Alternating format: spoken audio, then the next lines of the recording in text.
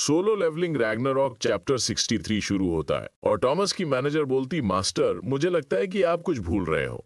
आपने बोला था कि असुरा गिल्ड से मिलने के बाद कोरिया जाओगे। टॉमस बोलता, अच्छा तुम्हारा मतलब सूहो से मिलने का है ना। वो फ्रूट अभी हार्वेस्ट करने के लिए तैयार नहीं हुआ है। अब जब हमने असुरा गिल्ड को दिखा दिया कि हम क्या कर सकते हैं तो स्कैवेंजर की पब्लिक इमेज वापस अच्छी हो जाएगी। और सूहो एक रीअवेकेंड हंटर है ना, जो कि अभी एस रैंक बना है।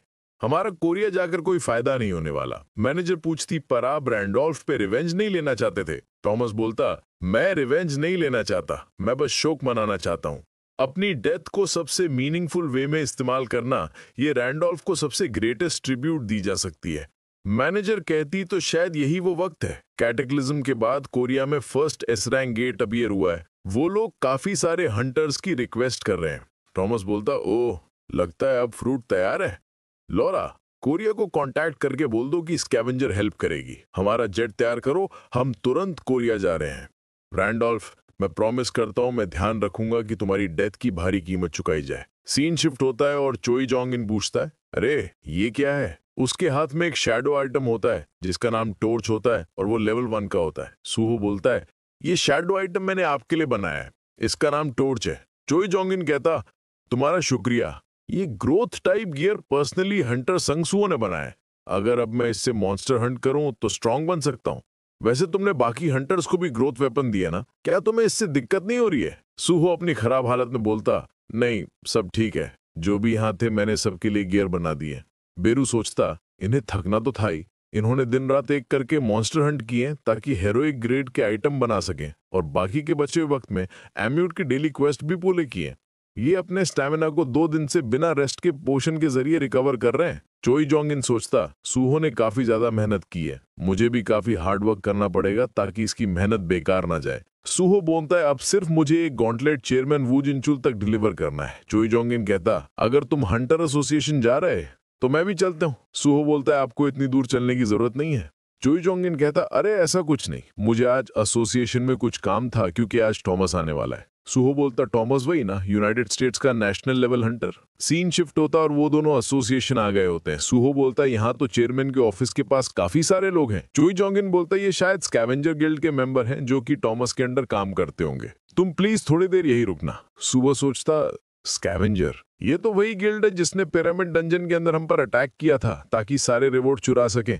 क्या ये लोग भी एस रैंक गेट ज्वाइन करने वाले हैं।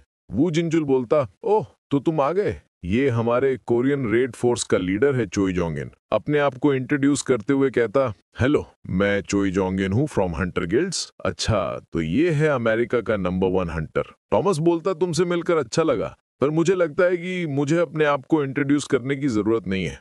मैनेजर बोलती, तो चलिए शुरू करते हैं। ये सब स्कैवेंजर गिल्ड के एस रैंक गेट को ज्वाइन करने की कंडीशंस है। पहला तो कोरिया स्कैवेंजर गिल्ड के अलावा किसी और फॉरेन ग्रुप से सपोर्ट नहीं लेगी, और फिर दूसरी कंडीशन, स्कैवेंजर 80% गेट रिवॉर्ड्स रख लेगी। ये सुनकर तो वो दोनों हैरान रह जाते हैं।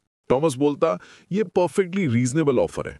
कोरिया ने फॉरेन की हेल्प इसलिए मांगी है क्योंकि तुम्हें भी पता है कि तुम खुद उस एस रैंक गेट को क्लियर नहीं कर सकते हो। अब बात की जाए तो अगर डंजन ब्रेक हुआ, उससे जितना नुकसान होगा वो इससे ज्यादा ही रहेगा। चोई जोंगिन बोलता, ऐसा लगता है कि ये यहाँ नेगोशिएट करने नहीं बल्कि हमें धमकाने आए हैं। वू जिनचुल कहता है, हमने फॉरेन से रिक्वेस्ट इसलिए मांगी है क्योंकि हम इस गेट का लेवल मेजर नहीं कर पा रहे, और तुम्हें ये भी पता होना चाहिए कि कोरिया को अभी 2 नए एस रैंक हंटर्स भी मिले हैं। तुम इसे जैसे भी देखो, ये कंडीशन सिर्फ बकवास है। हम तुम्हारे सपोर्ट को डिक्लाइन करके दूसरे नेशन से सपोर्ट के लिए बोलेंगे। टॉमस कहता है, क्या तुम्हें इजिप्शियन फील्ड टाइप डंजन के इंसिडेंट के बारे में मालूम है। अनफॉर्चुनेटली हमने उसमें रैंडोल्फ को खो दिया, जो कि हमारा एक कोर मेंबर था। उसके साथ हमारे काफी वैल्यूएबल गिल्ड मेंबर्स भी थे, और उस सीन पर हमारे गिल्ड के अलावा असुरा गिल्ड भी थी, प्लस एक ग्रुप ऑफ कोरियन हंटर भी थी। इस इंसिडेंट के बाद अफवाह आने लगी कि स्कैवेंजर गिल्ड असुरा गिल्ड से डर रही है। इस वजह में मैं असुरा गिल्ड गया ताकि अपनी ऑनर वापस पा सकूं। जब मैं वहां गया तो उनके एक मेंबर से मैंने एक कोरियन का नाम भी जान लिया। वैसे लॉरा, उसका नाम क्या था।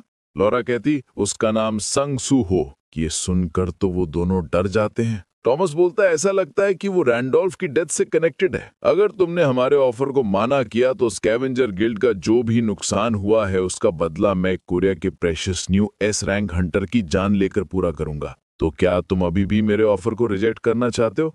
या तुम्हारा final weapon the red captain मुझे रोकने की ट्राई करेगा? चोई जोंगिन सोचता मुझे ये सहना पड़ेगा। अपोस्टल ऑफ एटारेम और एस रैंक गेट के बाद अगर अब हम स्कैवेंजर को भी अपना एनिमी बना लेंगे तो इससे सूहो को काफी दिक्कत आएगी। तभी गेट से सूहो की आवाज आती है। वो बोलता है, यहाँ खड़े होकर बस सुनने से मुझे गुस्सा आ रहा है।